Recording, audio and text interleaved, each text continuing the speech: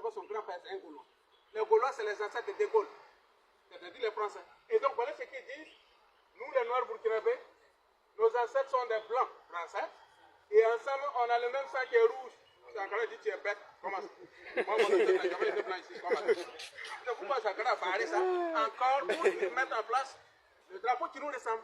Sankara va effacer Pierre Volta pour dire hymne national des Italiens en Lobili, qui veut dire l'hymne de la victoire. C'était aussi en reconnaissance de la bataille sans merci que nos ancêtres Lobi, Dagara et ainsi de suite ont livré au peuple français. À l'époque, ils ont fui le cœur entre les jambes, même si on dit pas ça à l'école. Pendant que ce drapeau descend, qu'est-ce que vous constatez? Ça monte.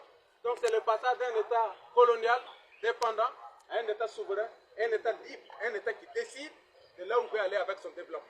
Donc c'est un peu ça la caricature. Vous voyez que ici les enfants sont jolis, jolis, beaux. Regarde mon gars qui a arrêté là-bas, là, c'est grave. Hein?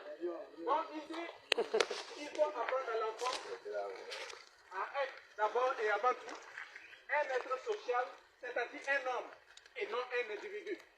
Vous savez que chez nous, l'éducation, c'était le communautarisme.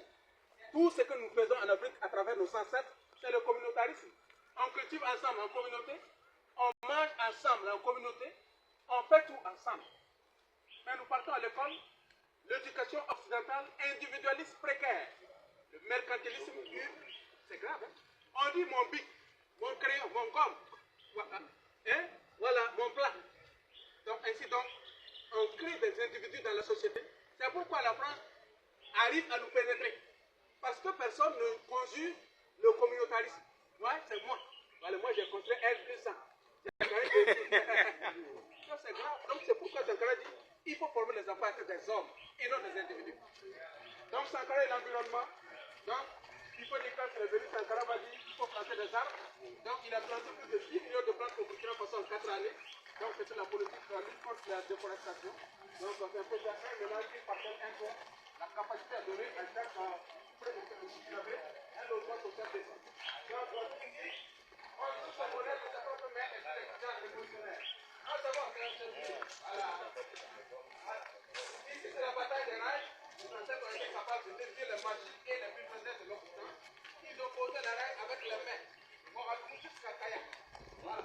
Ici, Sankara nous rappelle très important. Nous ne pouvons laisser à nos seuls ennemis d'hier et d'aujourd'hui le monopole de la pensée, de l'imagination et de la créativité. Nous devons accepter de vivre africain, c'est la seule manière de vivre libre et de vivre digne. Est-ce que c'est aux Français de définir comment on fait la politique chez nous? Est-ce qu'il appartient aux Français de fabriquer des biens craquants pour nous, c'est-à-dire côté économique? Est-ce qu'il appartient aux Français de définir socialement comment on choisit le prince charmant chez nous? Bon, c'est un peu ça, Sankara avec sa musique guitare. Sankara nous dit la maladie ne se guérit point en prononçant le nom du médicament, mais en prenant le médicament. Un vrai révolutionnaire, ce n'est pas celui qui se contente de clamer des slogans, mais celui qui veut la parole. Oui, c'est ça. C'est Sankara pour nous rappeler.